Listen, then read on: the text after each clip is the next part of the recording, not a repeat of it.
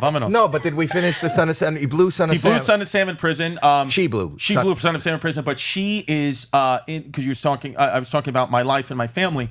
She is my daughter's, main caregiver. Both my daughters love her, adore her. I love her, adore her. Jasmine, she is a huge part of my family. TiTi Jerry, and great on the podcast and has fun. And I feel proud that she's not. I really believe in my heart, mi corazón, that she's not going to go back to prison this time because she loves her life. But what did she do in prison that was bad? Okay, sorry, that's the part. Yeah. So because she was transgender, she would get abused a lot, she said. And there was the first big incident she did. And again, listen, I get it. She goes, this guy kept walking by her cell and putting his penis over her cell, just this flaccid penis. And she didn't like it. He was like, come on, come suck this. And she was like, no. And then he just kept doing it. And she said, one day I was just fed up that he kept putting his flaccid, she said, ugly, wart-filled penis, that's what she said, up on my prison cell. She said, so I had a can of tuna. I took the top of the tuna can and I sliced the tip of his dick off. Right off. I sliced his dick off with a tuna can. And I was like, listen. And she was like, I got 2 years in the hole for that. Isn't that bullshit? I was like, no, I get it. I get where you're going in the hole for that. I get where you cut his dick off, but you're going to go to the hole for that. And she spent 2 years in solitary confinement. 2 years. Depends how you look at it. See, in our as Jews, that's circumcision, and that's part of our ritual. Yeah. That is considered a passage. A celebration. I'm circumcised. A celebration. Did I ask? I just want to let you know. Thank you. Yeah. Thank you. Yeah. But you didn't and have you did a that to be celebration. on the podcast. The other story that you didn't finish was you were telling your mother that you were coming on this podcast, so you didn't know what was that. Oh, I said to myself when I was walking in, I said, "Crit," because my mother's, she supports me, but she's like, sometimes your comedy's a little dirty. I don't like to use foul language. I don't like that you sexualize everything. I don't like that. And she's such a big fan of yours. When I told her, she said, it was like, I can't wait to listen. So she's going to listen to this podcast. And I said, when I was walking in, do not curse, do not be sexual, do not, just be clean. And then I immediately just said, I want to splooge on you. Your mother's listening now. Yes. Okay. And so I ruined it for my mother. Aside from this podcast, how does your mother feel about your baby girl's aunt who lives with you, blowing Son of Sam, but also taking care of your daughter? I think my mother in the beginning didn't necessarily love it, but now she's on board with TiTi. Well, she's on the Patreon. My mom, she's on the Patreon. She's at patreon.com/Shristy Comedy. She knows the real us. And I think my mom's accepting of it all now, because the thing is with TiTi Jerry is on paper you would say, oh, criminal, blew Son of Sam, sliced people's dicks off, violent. That's on paper, no bueno. But when you meet her as a human being, you're like, this is genuinely one of the most beautiful people I've ever met in my entire life. I trust my children, my greatest gifts. I trust their lives with her. That's why I made Violet the godmother and father. Double whammy. Violet is the baby. I have a baby. Oh, okay. Jasmine is the girlfriend. Delilah's my oldest daughter. Violet's the baby daughter. So TiTi. Violet and TiTi's. TiTi Jerry is the aunt. Is all our mamas. And the aunt is all our aunts. Aunts.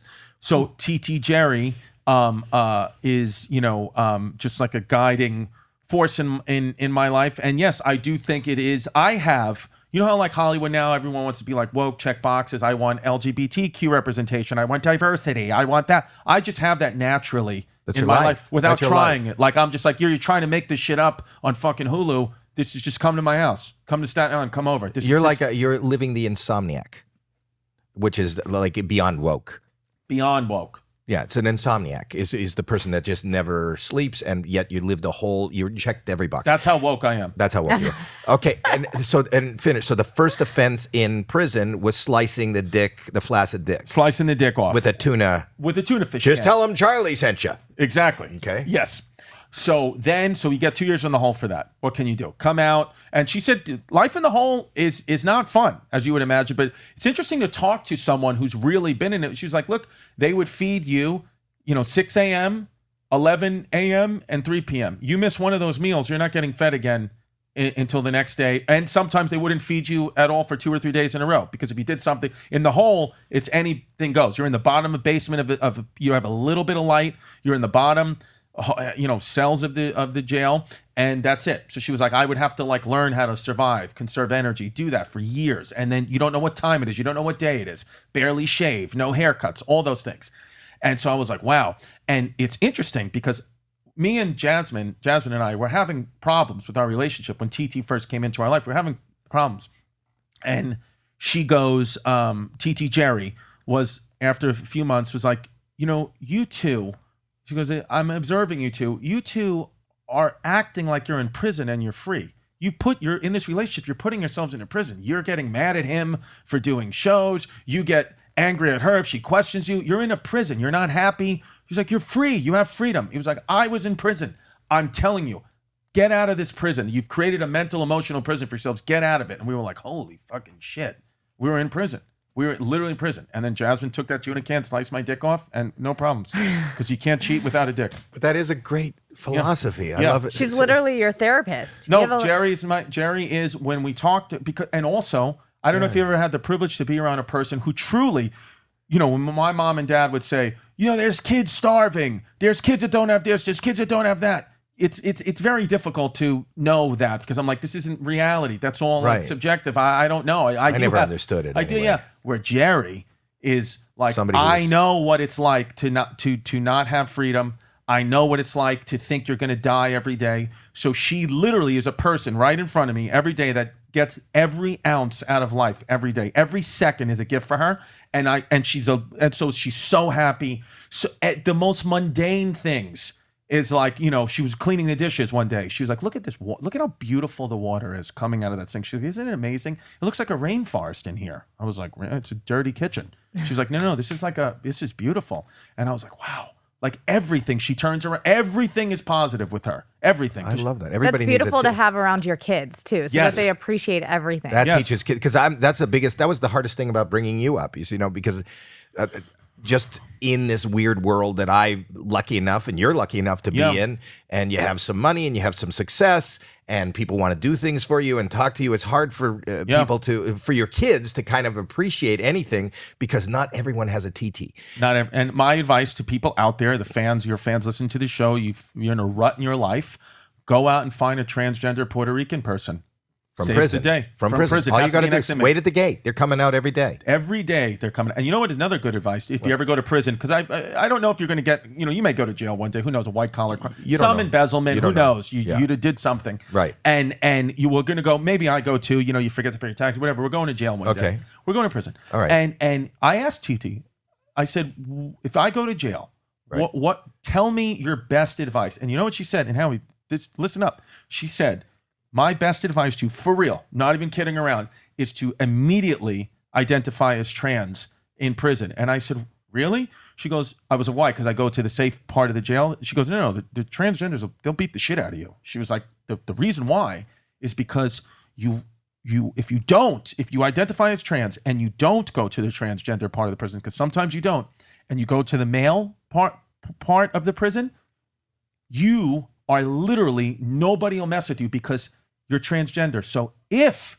they beat the shit out of you, then in prison, they beat the shit out of a woman, and that you can't do that because you're a woman to them, to the inmates. Right. You beat the shit out of a woman. If you beat the shit out of them, they lose all their street cred because they just got beat up by a woman, a jail woman. So you literally, nobody fucks with you because it's a lose-lose for the inmates. There's no incentive. So it said, here you go. What is TT's second offense in prison? The first one was cutting the dick off. The second offense was I think there was a incident with one of the guards that she claimed was abusing her, and she shit in a Folgers can. Shit and pissed in a Folgers can for upwards of a week. And then when he was coming over one day, shook it all up and threw it all in his face. And that was another. And then that's not bad. No, but then what happened was. Who the fuck are you? What do you mean that's not bad?